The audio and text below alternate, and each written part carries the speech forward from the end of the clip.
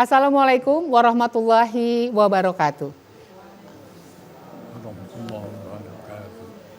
Alhamdulillahillazi arsala rasulah bil huda wa dinil haq liyuzhirani kullihi wa kafa billahi syahidah. Asyhadu alla ilaha illallah wa asyhadu anna Muhammadar Rasulullah. Saudara pemirsa, dimanapun Anda berada, senang sekali kita berjumpa kembali hari ini di bulan suci Ramadan dalam salah satu acara unggulan TVRI, Hikmah Ramadan TVRI. Mudah-mudahan pemirsa semua dalam keadaan sehat meskipun sedang melaksanakan puasa dan senantiasa berada dalam lindungan dan kasih sayang Allah Subhanahu wa Ta'ala.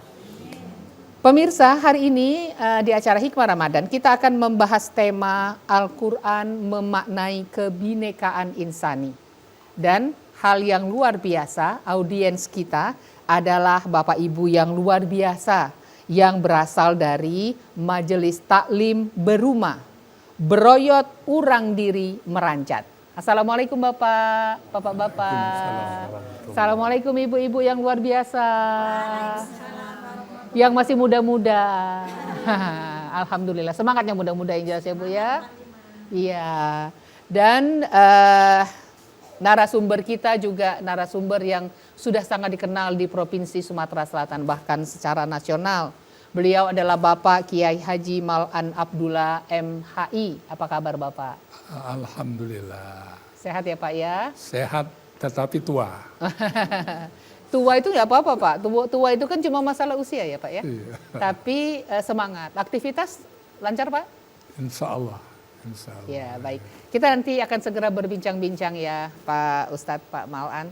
Saudara pemirsa, seperti biasa di acara ini pemirsa atau masyarakat dapat berinteraksi langsung dengan narasumber kita melalui nomor telepon 0711 311 454. Ayo silakan bertelepon, kita bertanya tentang kekuatan Al-Quran dan kaitannya dengan kebinekaan insani. Atau yang mau mengirim WA, mengucapkan salam atau bertanya hanya melalui WA di 0823 1198 1790. Pemirsa, sebelum kita mulai diskusi kita, pembahasan kita, terlebih dahulu kita dengarkan kumandang ayat-ayat suci Al-Quran yang hari ini akan mengumandangkan surat Al-Hasr ayat 21 dan 22 dan akan disampaikan oleh qori kita Ahmad Humaydi SIKOM. Dipersilahkan. Assalamualaikum warahmatullahi wabarakatuh.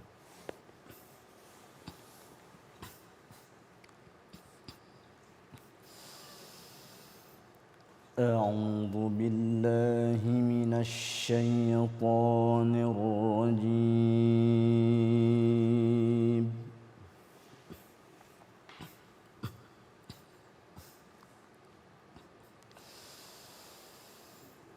Bismillahirrahmanirrahim.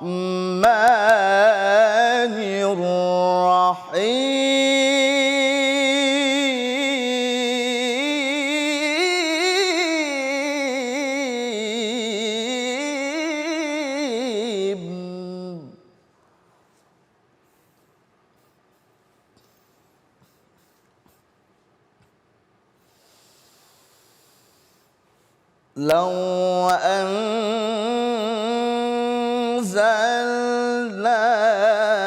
هذا القرآن على جبل لرأيته خاشعا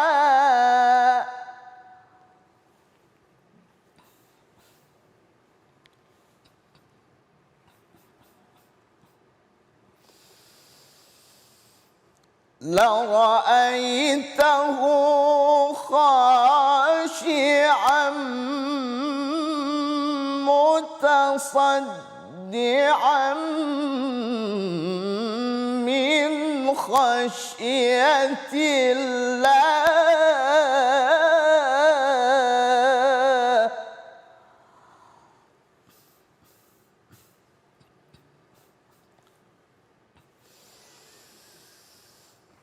وتلك الأمثال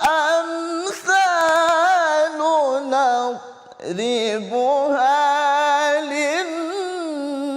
للناس لعلهم يتفكرون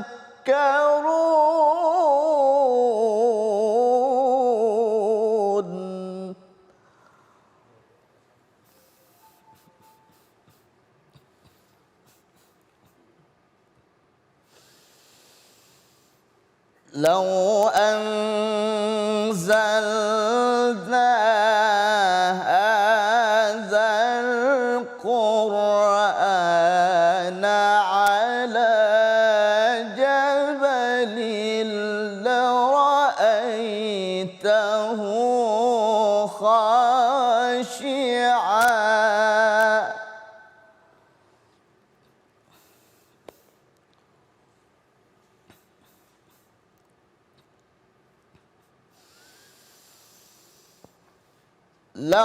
لرأيته خاشعا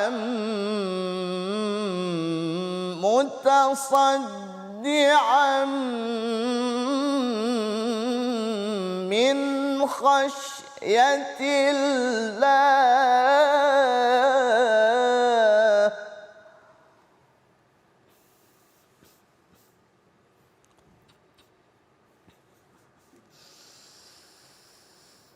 وتلك الأمثال نضربها للناس لعلهم يتفكرون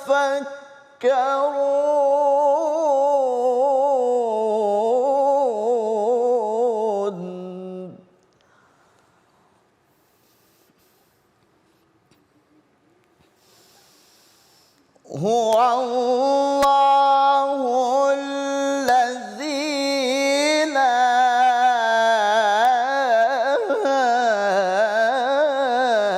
إله إلا هو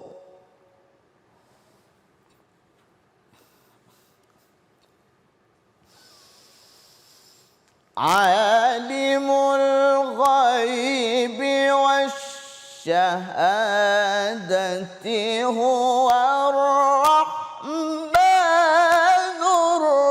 الرحيم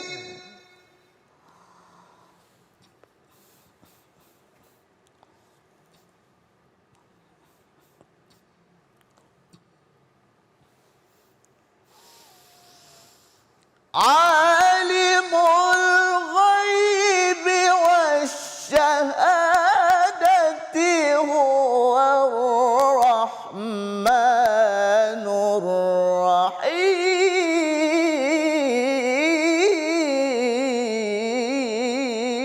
الرحيم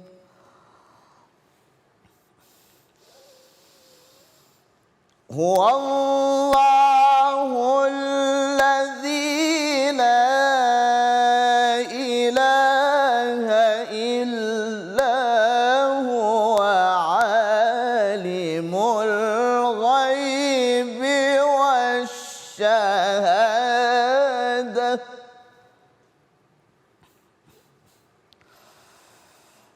عالم الغيب والشهادة هو الرحمن الرحيم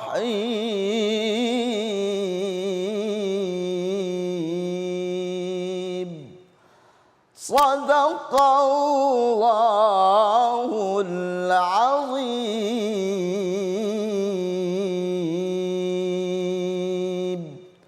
Assalamualaikum warahmatullahi wabarakatuh. Sadaqallahul azim, maha benar Allah dengan segala firman-Nya.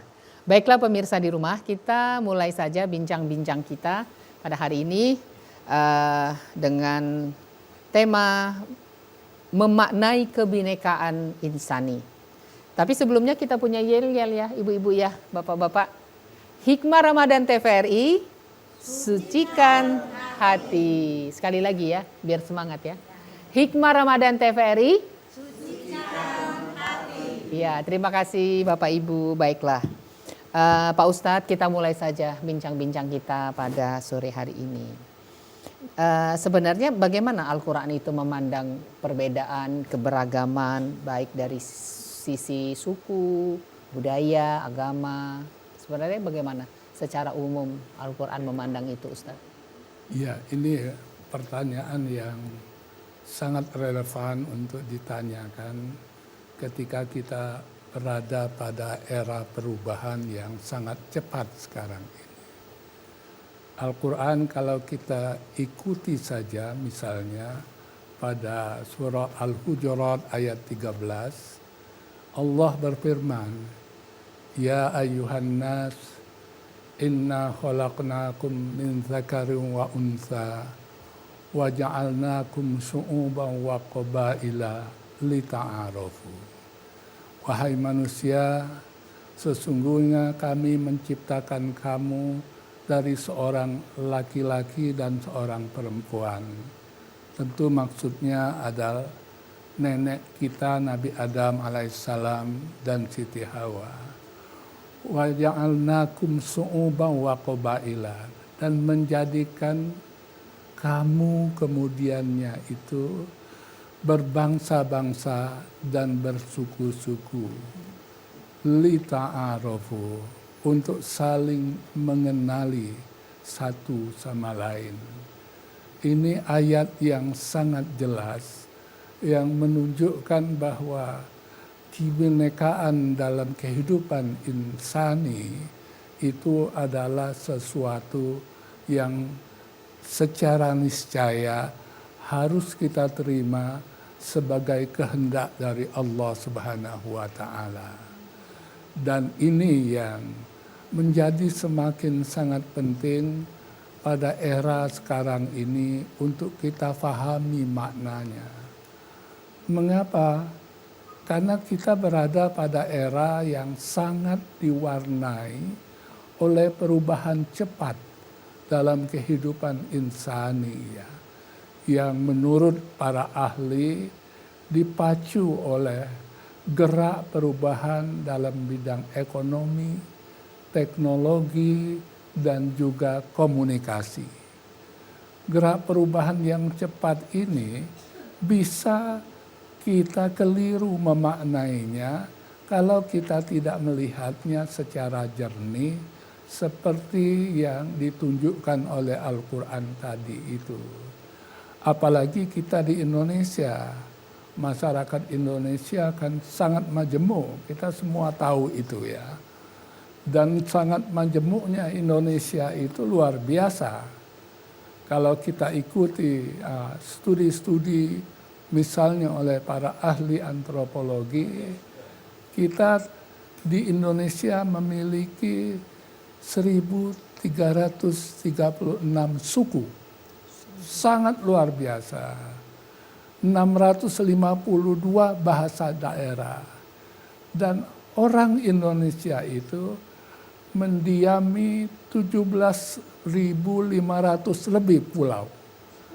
Jadi sesuatu yang tidak terbayangkan di mata orang-orang lain yang tidak berada di Indonesia.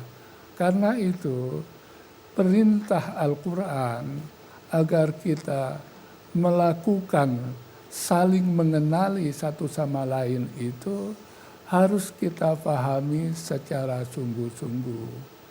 Dalam konteks inilah misalnya ada mufti Uni Emirat Arab namanya Abdullah bin Bayya mengatakan bahwa lita'arofu itu mesti kita maknai sebagai kecintaan kepada kepelbagaian dan penghormatan terhadap kebinekaan.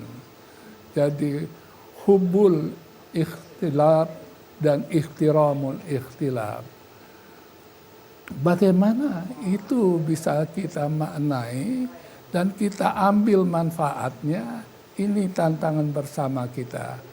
Bukan hanya kita yang muslim, tapi seluruh warga bangsa ini harus melihat itu, menjadikan potensi yang ada keberagaman yang luar biasa itu untuk menjadi sesuatu yang bernilai bagi masa depan kehidupan kita bersama. Iya, baik Pak Ustadz. Jadi yang pertama mungkin kita memang harus menyadari bahwa di dalam Al-Quran memang Allah sudah mengatakan bahwa manusia diciptakan bersuku-suku, beragam, beraneka ragam, dan harus disikapi secara bijaksana untuk mengambil nilai-nilai kebaikan atas perintah Allah itu. Nah, tadi Ustadz juga sudah menyebutkan ada surat Al-Hujurat di dalam Al-Quran. Ada lagi mungkin ayat yang spesifik atau khusus yang menjelaskan tentang perbedaan ini? Yang paling dasar adalah itu kan. Karena dia menempatkan pandangan kita bahwa kehendak Tuhanlah yang menjadikan kita seperti sekarang ini. Kita beragam ini.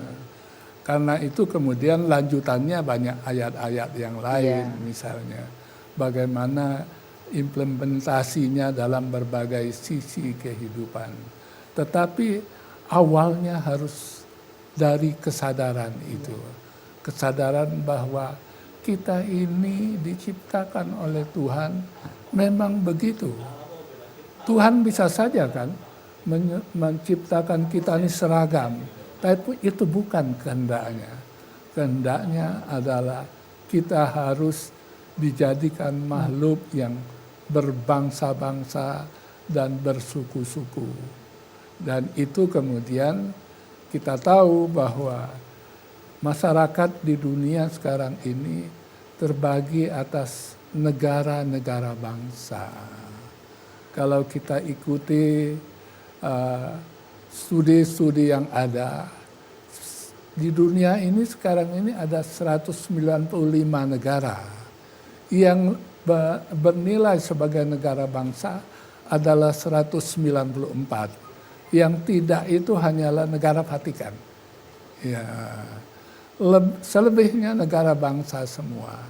Nah, antar negara bangsa ini terletak tantangan bagi kita sekalian, bagaimana kepelbagaian itu menjadi modal untuk membangun kebahagiaan hidup bersama di dunia ini. Kerukunan ya. Kerukunan, itu modal kita adalah cara memandang secara tepat dan seperti yang dikehendaki oleh Allah Subhanahu wa Ta'ala. Masya Allah. Baik pemirsa, bagaimana? Awal yang menarik sudah disampaikan oleh Ustadz bahwa memang Allah sudah menciptakan manusia beragam-ragam, bersuku-suku, berbangsa-bangsa untuk mencari kebaikan di dalam kehidupan di dunia ini. Jangan lupa silakan telepon ke kami, ke Pak Ustadz. Pak Ustadz akan menjawab secara langsung di 0711 311 454 atau saya tunggu WA di 0823 1198 1790, boleh bertanya kalau tidak mau menelpon atau berkirim salam saja antar keluarga melalui WA ini juga akan kami terima. Bapak-bapak sudah ada yang mau bertanya atau ibu, atau kita teruskan dulu? Oh, ibu, oh bapak dulu. Iya, silakan Bapak, silakan sebutkan namanya, boleh bertanya.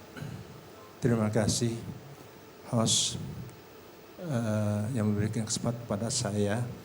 Saya Dr. Andes Haji RM Zaini SH MHI dari Broyot Urang Diri atau Baruma, menyampaikan pertanyaan kepada Ustaz. Bagaimana tanggapan Ustaz dan pendapat Pak Ustaz? Kita sering mendengar, melihat berita-berita di Instagram, WhatsApp, dan lain sebagainya tentang berita-berita hoax yang dari oknum-oknum yang tidak mau bertanggung jawab, yang tidak bertanggung jawab tentang adu domba antar ras, suku, dan bangsa. Nah, itu saya mohon pendapatnya. Terima kasih. Iya. Menarik sekali ini, Pak Ustadz pertanyaannya. Iya, iya. Memang ada pihak-pihak yang ya katakanlah mungkin bisa memprovokasi ya dengan berita-berita hoax yang terkait perbedaan-perbedaan ini dari sisi negatifnya. Bagaimana menurut Ustadz? Iya, ini adalah sebuah tantangan tersendiri ya. Bagaimana agar kita cerdas membedakan informasi yang benar dan yang tidak benar, yang bermanfaat atau tidak bermanfaat. Pertumbuhan informasi pada era sekarang ini kan tidak bisa dibendung, luar biasa. Saya ingat pada tahun 2021 melalui WhatsApp saja itu di dunia ini setiap hari beredar lebih 100 miliar. 100 miliar itu angkanya tidak terbayang. Nah, bagaimana kita sebagai umat, sebagai warga bangsa bisa memilah mana informasi yang tepat, mana informasi yang tidak tepat. Dan kalau kita melakukan itu ada nilai pahalanya sendiri. Jangan misalnya informasi yang tidak kita terima langsung disebarkan begitu saja seolah-olah sesuatu yang benar. Tidak sedikit pada era sekarang ini bisa muncul konflik, ketegangan karena informasi yang tidak selektif yang beredar di kalangan masyarakat. Karena itu kita lebih-lebih kita yang terdidik harus berusaha agar cara-cara kita, masyarakat kita menerima informasi itu bisa diperbaiki. Salah satu tantangan bulan Ramadan adalah bagaimana kita bisa memperbaiki cara memandang hidup. Ya, hidup itu bukan mesti harus viral. Iya, tidak harus viral. Betul. Biarlah hidup berjalan apa adanya. Yang penting kita bisa menempuh jalan yang lurus. Nah, inilah yang pada akhirnya yang diingatkan oleh Tuhan di antara berbagai makhluk manusia ini yang paling baik pada akhirnya di sisi Tuhan adalah orang yang bertakwa. Bertakwa itu termasuk dalam konteks informasi adalah kita sangat berhati-hati dengan informasi yang ada ya. Katanya kita harus saring sebelum sharing ya. Saring sebelum sharing. Wah, bagus itu. Saring dulu sebelum di-share, sebelum di-sharing. Pak Ustadz, terkait dengan ini, kita harus memilah ya Pak Ustadz ya, informasi-informasi yang masuk. Sekarang ini kan banyak sekali semua media, multi-platform. Iya. Banyak akun-akun, ada TikTok, ada segala macam gitu. Bentuk memilah itu kalau misalnya kita unfollow, artinya kita tidak memfollow. Atau bahkan kalau akun-akun yang mengarah misalnya ke yang tidak pantas menurut kita blokir. Iya, Apakah itu boleh Pak Ustadz? Sangat boleh. Itulah fungsi kecerdasan kita yang kita gunakan untuk menyelamatkan kehidupan bersama kita. Karena untuk membangun kehidupan bersama itu kita bisa melihat bahwa bukan keseragaman yang diperlukan. Ya. Sekarang kan kita tahu salah satu negeri Muslim yang sedang bergolak itu adalah Suriah. Ada yang menyebutnya Syria. Ya. 100.000 orang lebih sudah meninggal dunia. Dan itu adalah sama-sama satu bangsa, bangsa Arab, dan sama-sama orang Muslim. Gitu. Nah, kalau kita tidak hati-hati, gejala melalui berita-berita yang tersebar seperti itu bisa menyulut konflik di antara sesama kita. Iya. Dan kalau sudah terjadi, baru kita menyesal. Ya. Penyesalan selalu di belakang ya Ustaz? Iya. Baiklah pemirsa, bagaimana? Kami menunggu telepon atau WA ke kami di acara Hikmah Ramadan ini. Menarik sekali sebenarnya tema ini, bagaimana Al-Quran mengajarkan kita mengambil nilai-nilai penting dari perbedaan atau kebenekaan insani. Kami tunggu telepon 0711 311 454 atau boleh WA ke kami 0823 1198 1790. Tetapi sebelumnya barangkali kita ikuti dulu pesan layanan masyarakat berikut ini.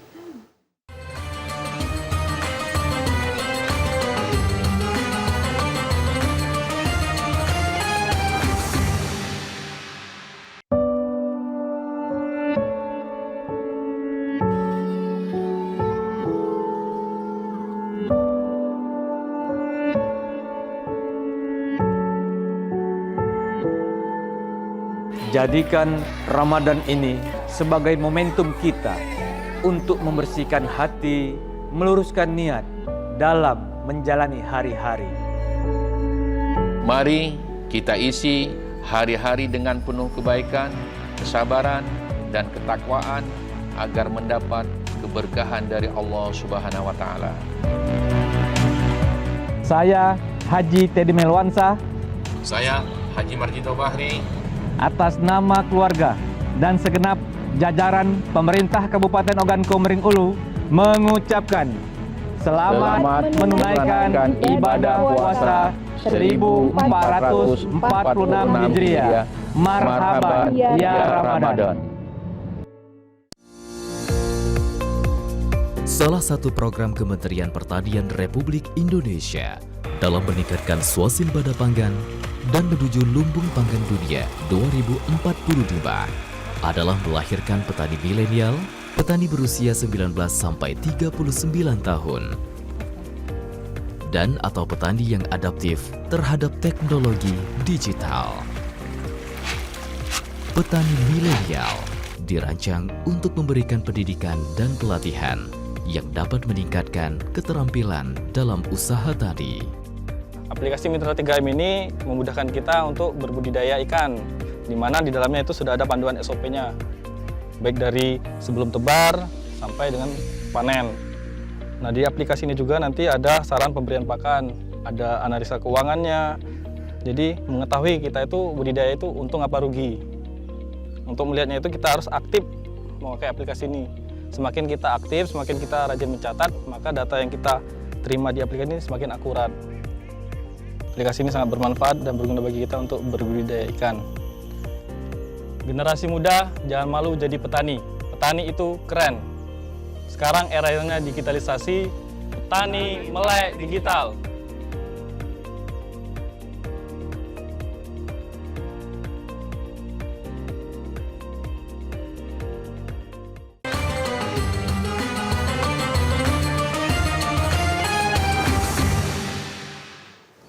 Bapak Ibu, Hikmah Ramadan TVRI, sucikan hati. Hikmah Ramadan TVRI, sucikan hati. Terima kasih Bapak Ibu, kita lanjutkan lagi bincang-bincang kita. Sekarang kita masuk segmen kedua tentang harmoni dalam keberagaman. Pak Ustadz, bagaimana Rasulullah itu mencontohkan sikap toleransi dalam menghargai perbedaan di dalam kehidupan bermasyarakat itu sebenarnya? Iya, kita kan bisa melihat contoh-contoh yang banyak dalam kehidupan Rasul itu. Tetapi tantangan kita, situasi kehidupan sekarang ini sudah berubah. Tidak sesederhana pada masa Rasul dahulu. Gitu. Pada masa Rasul dahulu, kota Madinah itu seluas Masjid Madinah sekarang. Dan karena itu kehidupannya tentu bisa dibayangkan sangat sederhana. Tetapi sekarang kita berada dalam tingkat kehidupan yang rumit, kompleks sekali. Indonesia ini kebetulan menganut sistem politik demokrasi ya.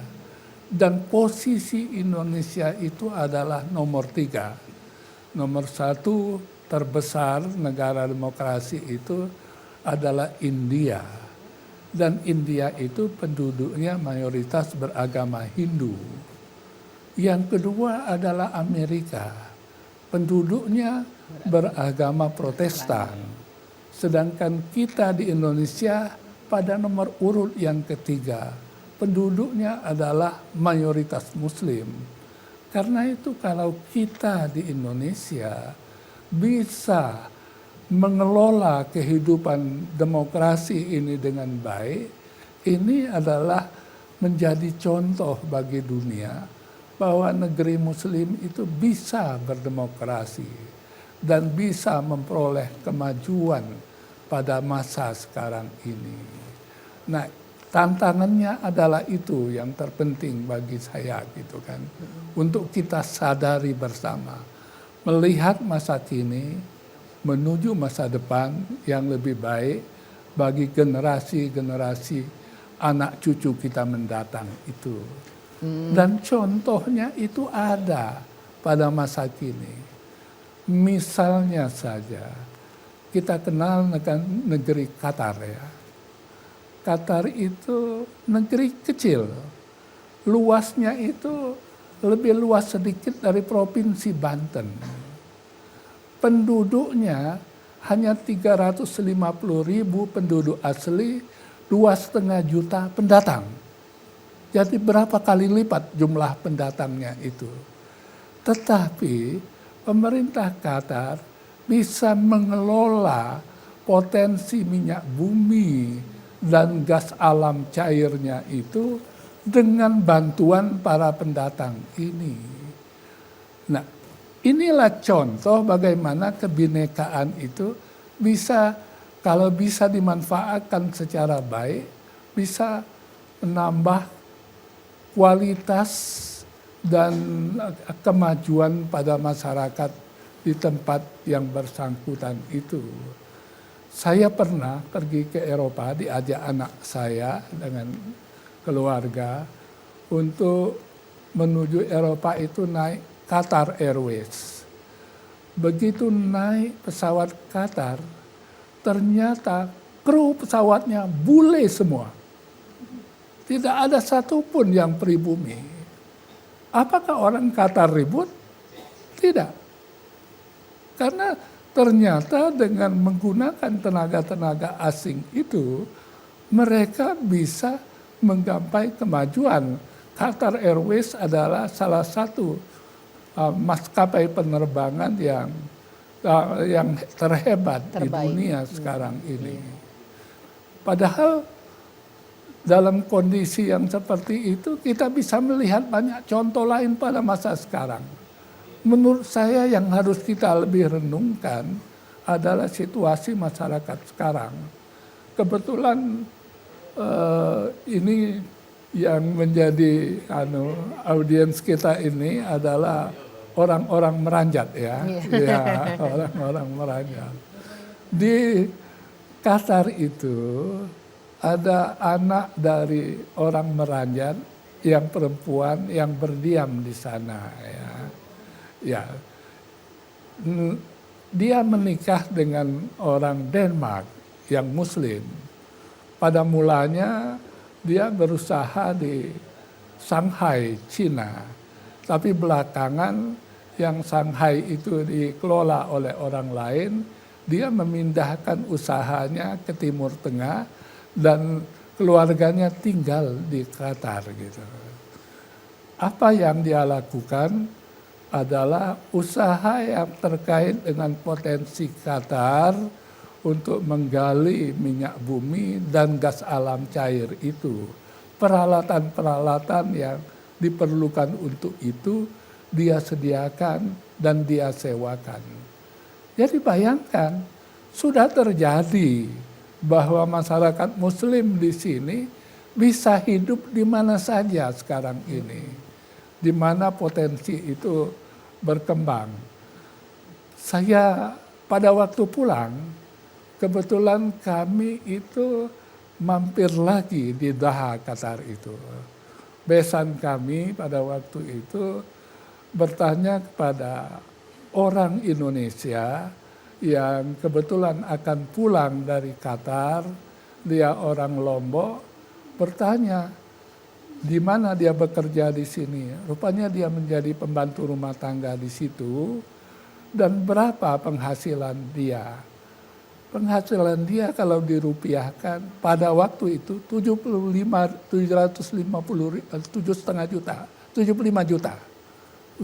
juta.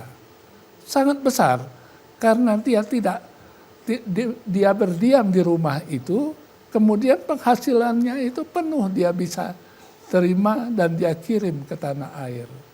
Potensi keberagaman itu harus kita lihat sebagai masa depan kehidupan kita. Kalau kita bayangkan masyarakat dunia sekarang ini membutuhkan perdamaian, bukan peperangan. Bayangkan saja kalau Arab Saudi terlibat peperangan umpamanya dengan Israel, tiba-tiba lapangan terbang di Jeddah dan di Madinah dibom, apa yang bisa dilakukan? Kita bisa melaksanakan umroh, melaksanakan ibadah haji, karena kita bisa hidup dalam dunia yang damai. Dunia yang damai itulah yang dipesankan oleh Allah, lita'arafu, mencintai kepelbagaian, menghormati kepelbagaian. Iya.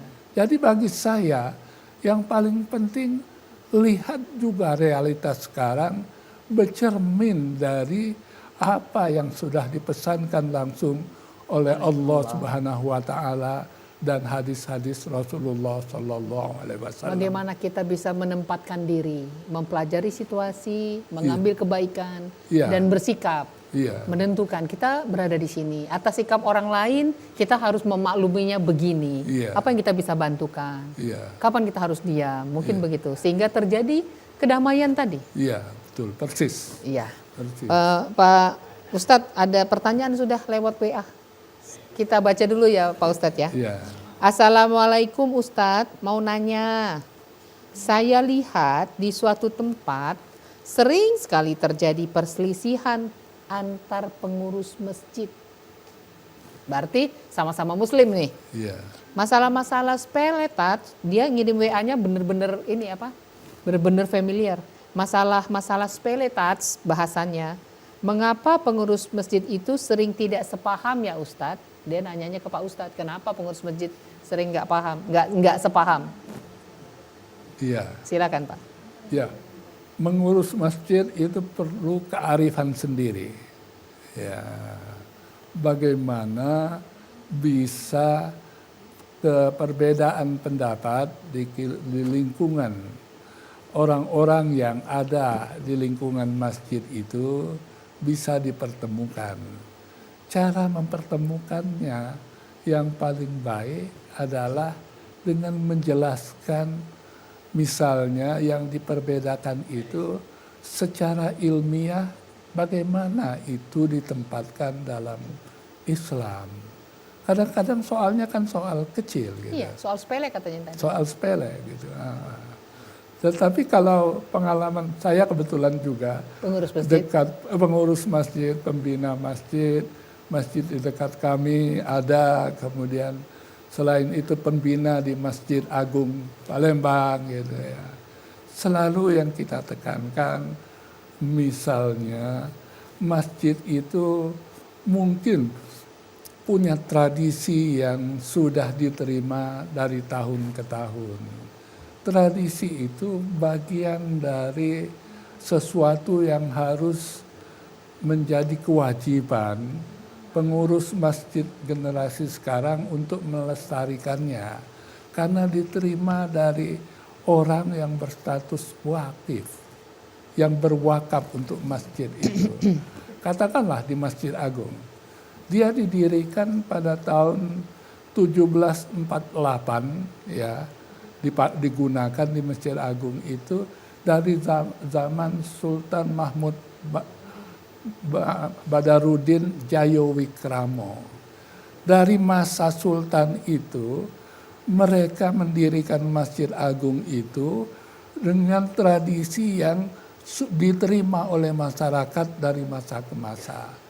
Karena itu, untuk masjid yang seperti ini, pengurus masjid harus bisa menjelaskan bahwa kami sebagai orang yang menerima amanah dari pewakaf harus melaksanakan amanah itu, termasuk dalam soal misalnya tata cara peribadatannya. Ini bisa dijelaskan kalau kita menempatkannya secara ilmiah. Gitu. Mudah kalau itu dilakukan. Gitu. Mudah-mudahan itu bisa dilakukan oleh banyak masjid. Gitu. Oleh banyak pengurus masjid ya Ustadz ya? Iya, iya. Supaya masyarakat kita damai. Iya. Bersatu di dalam keberagaman tadi, kebinekaan tadi ya Ustadz? Iya, betul. Persis, Oke, iya. baik. Ibu-ibu, Assalamualaikum. Silakan bertanya. Ada yang bertanya ibu-ibu? Monggo. Ya, saya mau bertanya. Assalamualaikum warahmatullahi wabarakatuh. Waalaikumsalam. Pak Ustadz, izin saya mau bertanya. Mengapa kita diharuskan berbineka insani? Sedangkan dalam firman Tuhan dalam surat Al-Kafirun ayat 6 yang berbunyi Bismillahirrahmanirrahim. Lakum dinukum waliyadin. Agamamu agamamu, agamaku agamaku. Sering kita sebagai agama Islam juga tadi telah dibicarakan, telah diceramakan oleh Ustadz. Terkadang pengurus masjid pun ada yang tetap ingin berdiri sendiri atau mempertahankan egonya. Jadi bagaimana kita akan menerapkan bineka insani di dalam agama Islam. Demikian, terima kasih. Assalamualaikum warahmatullahi wabarakatuh. Waalaikumsalam. Ibu, terima kasih. Silakan Pak Ustadz. Jadi ayat lakum dinukum waliyadin itu sebetulnya rincian lebih lanjut dari kebinekaan yang diciptakan oleh Allah Subhanahu wa taala. Manusia itu tidak mungkin seragam gitu. Termasuk mungkin dalam soal pilihan-pilihan agamanya. Yang paling jelas misalnya di Indonesia ada lebih dari satu agama kan, yang diakui itu 6 agama. Dalam konteks ini kita bisa sebetulnya hidup secara damai dengan memanfaatkan potensi yang dimiliki oleh masing-masing. Dan dalam soal yang bersinggungan dengan agama, prinsipnya kalau mereka beragama Kristiani, silahkan beribadah secara Kristiani. Kalau kita secara Muslim, beribadah secara Muslim. Kalau secara Hindu, silahkan beribadah secara Hindu. Dan itu kalau diterapkan betul-betul, akan dengan mudah terwujud kalau kita menampilkannya dalam perilaku yang memang seperti itu. Pengalaman banyak bisa ditemui di banyak tempat gitu. Bahkan di negara, misalnya di masyarakat yang mayoritasnya agamanya A, di situ ada orang beragamanya B, mereka bisa bahkan menghargai orang yang beragama B ini dengan baik. Dan bahkan kadang-kadang tidak jarang ingin mengikuti cara beribadahnya itu. Inilah lakum dinukum waliyadin. Ya, beragaman itu kita tempatkan dalam soal agama dengan penghormatan terhadap pendirian agama masing-masing. Dengan penghormatan kepada pilihan masing-masing. Iya, betul. Bukan dibuat ribut ya Ustadz ya? Iya, bukan. Tapi dengan menghargai keputusan atas pilihan masing-masing tadi. Betul. Iya, kita ini misalnya bayangkan kita naik haji atau umroh dengan pesawat terbang. Siapa yang menciptakan pesawat terbang itu, memproduksi pesawat terbang itu? Kalau mempertimbangkan agama, bukan agama kita. Ya. Jadi ini realitas yang harus kita lihat di hadapan mata kita masing-masing gitu. Dan itu jumlahnya banyak. Ya, orang Indonesia sekarang kan menggunakan HP itu hampir tiap orang. Yang HP yang dia pegang itu produksi mana? Bisa produksi Cina, bisa Korea, bisa Jepang, Belum ada bisa produksi Amerika. Indonesia. Iya, bisa juga Indonesia Iya. pada suatu saat. Ada orang meranjat nanti katanya mau buat HP. Iya, iya, iya. Jadi Amin, ini, amin. Iya, iya. Baik Pak Ustadz dan Bapak Ibu sekalian, menarik sekali perbincangan kita pada sore hari ini. Sebelum kita lanjutkan seperti biasa, mari kita simak terlebih dahulu jedah berikut ini.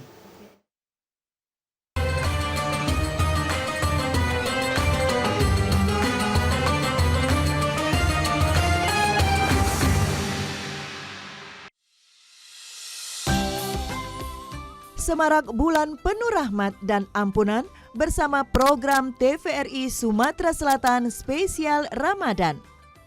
Bulan Ramadan merupakan bulan suci umat Islam di seluruh dunia.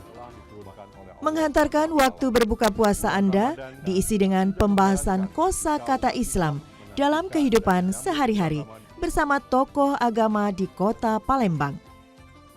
Mencari rujukan pencerah bagi kita semua dalam kultum bersama Bang Sumsel Babel setiap hari menjelang berbuka puasa.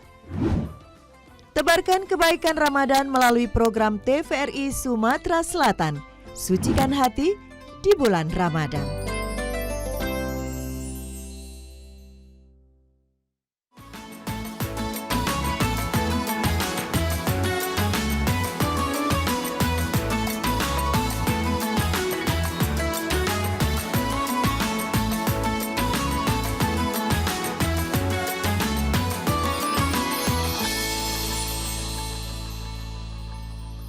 Wahai orang-orang yang beriman, diwajibkan atas kamu berpuasa sebagaimana diwajibkan atas orang-orang sebelum kamu agar kamu bertakwa.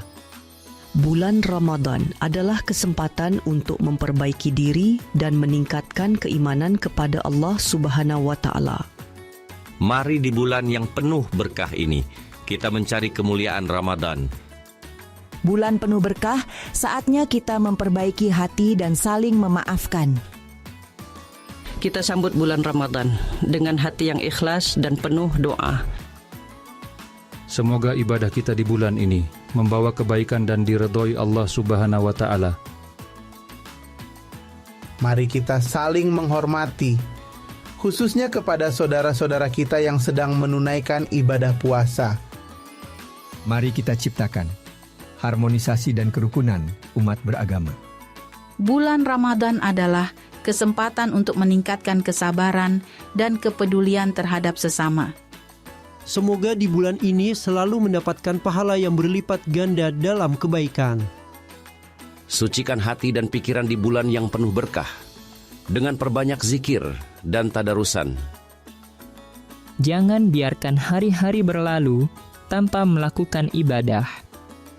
Ibadah adalah cara untuk meningkatkan ketakwaan dan hubungan kita kepada Allah Subhanahu wa Ta'ala. Selamat menunaikan ibadah puasa Ramadan 1446 Hijriah. Mohon maaf lahir batin. Barakallah.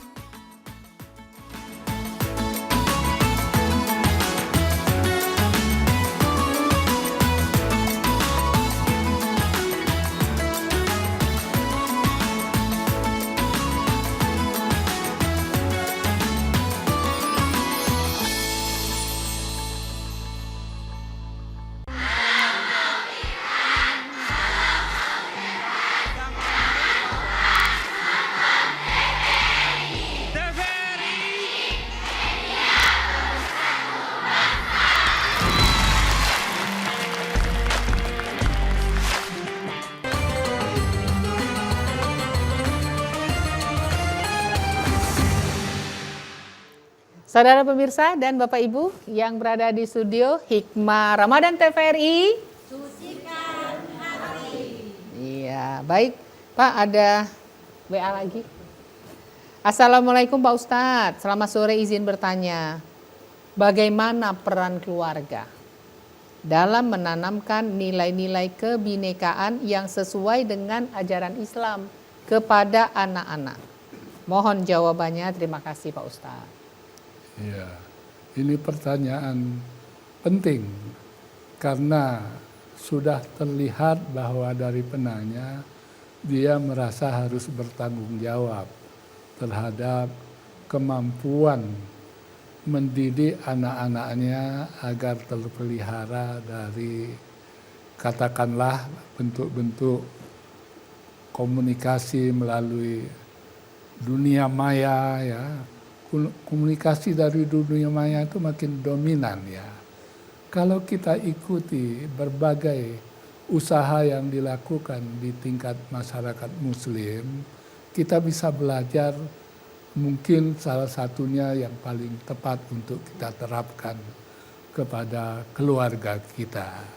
Yang jelas bagaimana bisa memilah antara yang bermanfaat dan yang tidak bermanfaat, yang benar dan yang tidak benar.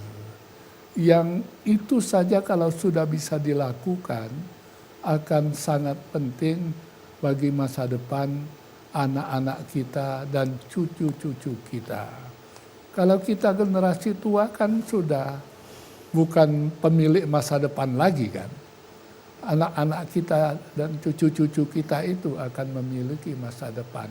Yang berhasil dari contoh-contoh yang bisa kita temukan itu, ternyata mereka yang bisa berdisiplin dalam hal katakanlah penggunaan teknologi komunikasi dan informasi yang ada di lingkungan keluarga masing-masing. Dan kalau itu sudah dilakukan, saya kira semakin banyak keluarga muslim yang melakukan itu, semakin banyak manfaat dan maknanya bagi masyarakat dan bangsa Indonesia. Bukan hanya untuk sesama muslim, tapi untuk keseluruhan masyarakat dan bangsa. Dan juga bisa dibayangkan itu berguna secara global. Sekarang ini kita harus melihat perkembangan di tingkat global. Tidak cukup melihat perkembangan di tingkat lokal lagi gitu ya. Karena itu kemudian sesuatu yang seperti ini sangat penting, walaupun memang sebagai orang tua harus belajar baru. Karena dia tidak hidup di era itu kan. Ya, pada masa kita untuk cari telepon sulit, belum ada ya. Kalau handphone ya jelas seperti yang sekarang ini belum ada gitu. Tetapi tak menjadi tantangan sendiri bagaimana agar dia membuahkan sesuatu yang bermanfaat untuk kemajuan peradaban masyarakat kita dan anak cucu kita bisa mengambil manfaat dari kemajuan peradaban itu. Saya kira itu yang harus dikerjakan. Iya, betul sekali Ustadz, setuju. Ada lagi Pak Ustadz, WA, Assalamualaikum, saya ibunya Aulia di Palembang. Saya senang sekali dengan acara Hikmah Ramadan, apalagi hostnya cantik-cantik. Berarti host yang kemarin-kemarin juga. Tapi sebenarnya ada bapak-bapak juga hostnya ya. Kalau itu bukan cantik, ganteng. Salam buat hostnya, sehat-sehat selalu Bu Yanti, terus semangat memajukan TVRI Sumsel. Saya mau tanya Pak Ustadz, Assalamualaikum, bagaimana cara mengaplikasikan kebinekaan insani itu dalam kehidupan sehari-hari?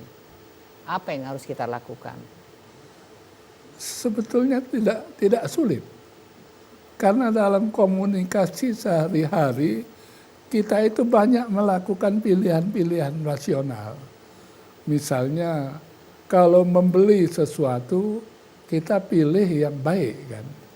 Itu pilihan rasional. Kalau membeli barang, ada pilihan antara yang murah harganya dan lebih mahal harganya, kita pilih yang lebih murah harganya kalau kualitasnya sama baiknya. Jadi pikiran-pikiran rasional itu bisa digunakan untuk menempatkan sesuatu secara apa adanya, sehingga hubungan antar sesama itu menjadi terjalin baik. Saya punya pengalaman kecil ketika membeli pompa air untuk, kebetulan waktu itu kami tinggal di asrama putri IAIN. Saya mencari tempat jual yang murah di pasar 16. Setelah ketemu, dia sedang bersiap-siap untuk membungkus dan sebagainya. Kebetulan ini Tionghoa. Ya. Saya bertanya kepada dia, Bapak ini pintar sekali ya jualan. Dia menjawab spontan, saya belum pintar nian Pak, katanya. Mengapa? Kalau wong jualan itu kan tak boleh marah. Aku masih galak marah. Jadi kalau kita mau jualan, bisa mengambil manfaat dari pengalaman orang yang sukses berjual beli itu. Bahwa tak boleh marah. Kalau masih galak marah, itu belum pacak berjualan. Sebenarnya ya Ustaz? Iya. Kalau masih terpancing emosi, sebenarnya belum bisa ya? Belum bisa. Itu pengakuan jujur. Karena dia menjawabnya spontan. Dan itu agamanya bukan muslim. Kita bisa mengambil manfaat dari itu. Gitu. Jadi tidak sulit sebetulnya. Lakukan secara wajar. Lihat apa manfaat yang kita bisa ambil dari pergaulan dengan sesama kita. Walaupun tidak seagama. Walaupun tidak satu suku bangsa. Gitu. Sederhana kan. Oke. Relate dengan itu barangkali Pak Ustadz. Bagaimana kita cara menghadapi perbedaan pandangan dalam kehidupan sosial agar tetap selaras? Iya. Kalau saya kebetulan di FKUB ya, ketua FKUB Sumsel. FKUB itu gabungan dari berbagai pimpinan-pimpinan agama yang ada di Sumatera Selatan. Di antara kami itu sangat terbuka karena prinsip berusaha mengambil manfaat untuk kemajuan bersama itu sudah lebih dahulu kita samakan persepsi kita. Menyamakan ini yang perlu dilakukan dengan cara yang apapun yang bisa kita lakukan itu. Saya kira dengan cara-cara yang wajar saja kita akan menemukan hal-hal seperti itu. Yang penting jangan melihat realitas seperti di dunia maya. Lihat realitas di dunia dalam nyata. Kehidupan konkret di dunia nyata. Itu yang harus dilakukan. Kalau di kehidupan yang konkret, mana yang serem seperti di dunia maya itu? Ternyata tidak ada. Ketika di dunia maya gampang sekali saling memaki itu. Di dunia konkret jarang kita itu saling mikir. memaki. Mikir dulu mau ngomong Ustaz. Iya. Jadi kira-kira seperti itu yang bisa dilakukan oleh masing-masing. Siap, baik Ustadz. Tidak terasa kita ini ngobrol-ngobrolnya sudah 1 jam, sudah menjelang 1 jam, waktunya sudah habis. Terima kasih Bapak-bapak, Ibu-ibu dari Majelis Taklim Berumah Beroyot Urang Diri Meranjat, Urang Meranjat. Pindang Meranjat. Nak Bindang Bekasam. Nak buka lah juga ngomongin makanan ini. Terima kasih sekali lagi Bapak Ibu, semoga acara ini bermanfaat untuk kita semua dan untuk seluruh lapisan masyarakat di Sumatera Selatan. Dari tema kita hari ini kita menyadari bahwa perbedaan itu hendaknya justru menyatukan kita untuk kemaslahatan kita semua. Terima kasih para pemirsa TVRI sudah mengikuti acara Hikmah Ramadan TVRI. Kita berjumpa besok dengan tema yang berbeda. Terima kasih. Wabillahi taufiq wal hidayah. Wassalamualaikum warahmatullahi wabarakatuh. Waalaikumsalam.